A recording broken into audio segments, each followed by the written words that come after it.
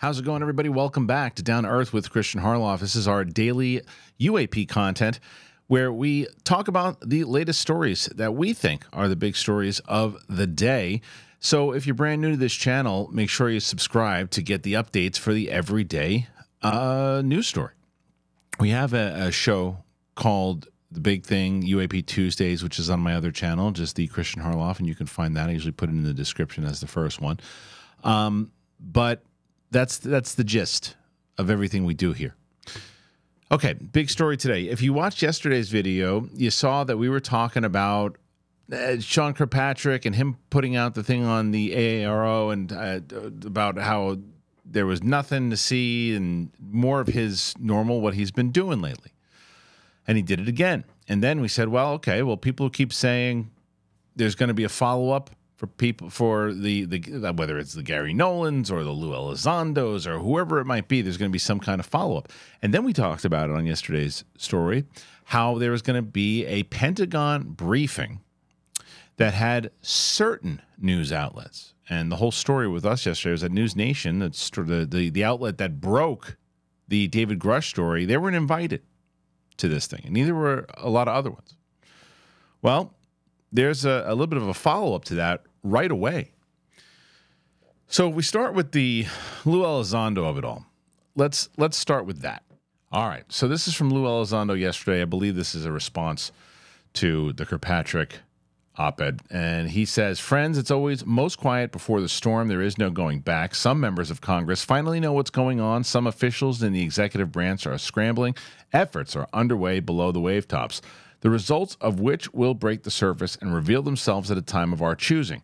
This is going to be an interesting year for those who continue to obfuscate. We are hard at work for you. Okay, he puts out a few other ones, but this one is the other one of notice. And he says, many of us, already provided classified evidence to AARO. Lying about it doesn't help his case. But like everything else, the truth is always revealed. Sadly, I really did try and give him a break in the beginning. No matter, his comments won't age well, nor will his narrative. Okay, so that's from Lue yesterday. So right away, now, Lue had said in the beginning of the year we were going to hear more stuff, and then there was a few other things that, and then someone had asked him about doing an interview with Ross Coulthart and whether or not that was going to happen, and he kind of hinted that he would sit down with Ross, and then he kind of, I think he said that he is one of the 40 people that is going to come forward. I think that's what was said. I'll get clarification on that in this video in just a second. But there was a lot there. So we're like, okay, well, what's he doing? Because we talked about it as one of our first videos about whether or not David Grush's op-ed was going to come out, and then there's really nothing behind it. And then there hasn't been much news, minus a couple of things of people kind of guessing here and there. And then this thing that happened with the Pentagon doing a briefing with selected media. So that brings us, speaking of Ross Coulthart, to this. This was then brought up today. This came out today. All right, this is from Ross Coulthart today. Now, talking about that briefing, he says, multiple sources telling me the DOD AARO UAP report given to select journalists in an embargoed briefing is coming out tomorrow at Eastern Time, 10 a.m. And it will be an absolutely unequivocal rejection of an NHI presence or that the U.S. has retrieval craft. This is intended to shut down UAP commentary for good. That's pretty explosive. And then you get a follow-up from Dr. Gary Nolan, who says this: the phaser cuts both ways. To claim the evidence shows there's no evidence. The evidence data must be released. Not releasing the data tells me something is being hidden. No science is ever done, and no claims or conclusions can be made if the raw data is behind a firewall that says no entry, just trust me.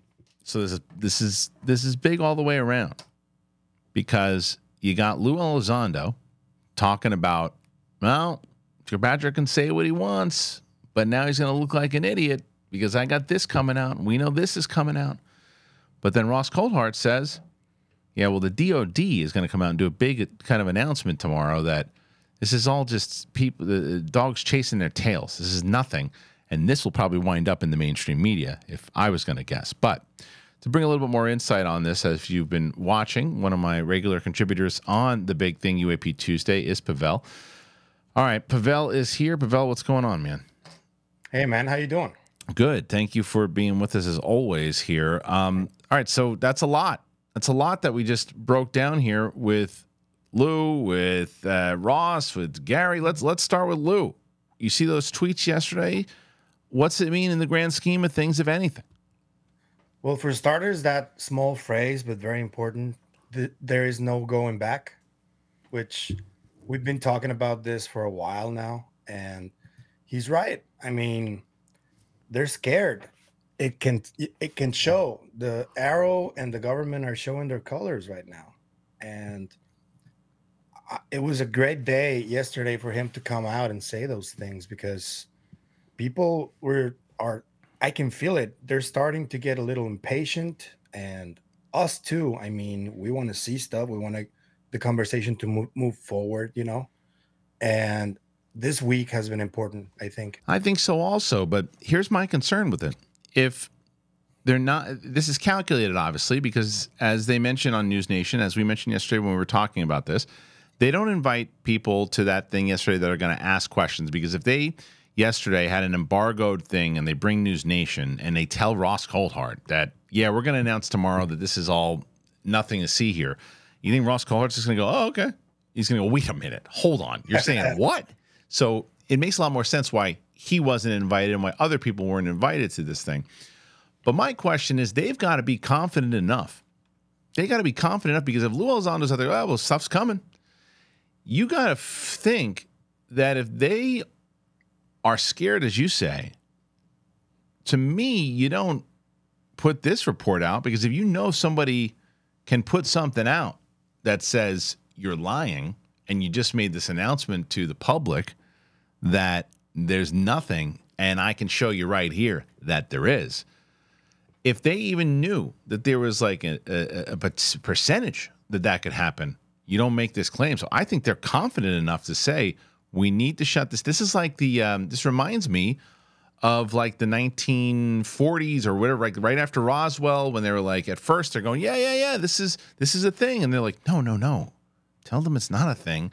Let's have people investigate this thing, say it's BS. Tell Hynek to say it's BS. Tell all these people it's BS.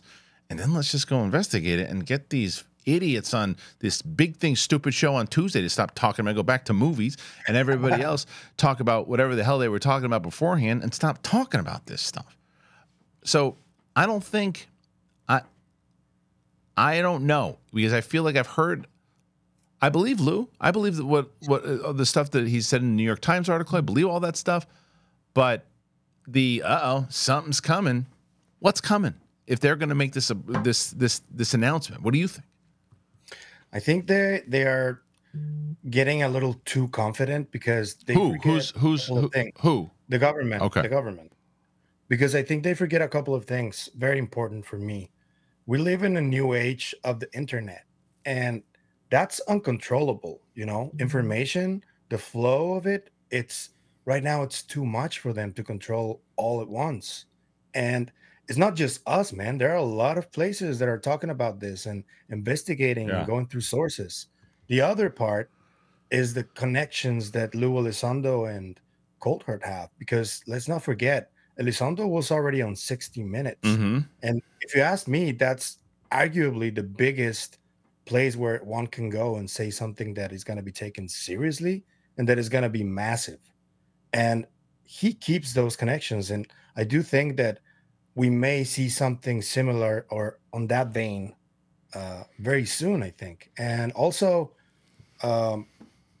Lue is very methodic in the way he has done his stuff, in the way he has come out and said things. He does it at a very specific time, and it's no coincidence. Well, that's what I gather from it. I mean, I would agree. I mean, if you look into the past history and the way that he's done stuff, and then you look other people who, and if you look at that report that we talked about yesterday, that it seemed like both Jeremy Corbell and George Knapp said the reason that that Grush wasn't putting out his op-ed because there's something bigger coming.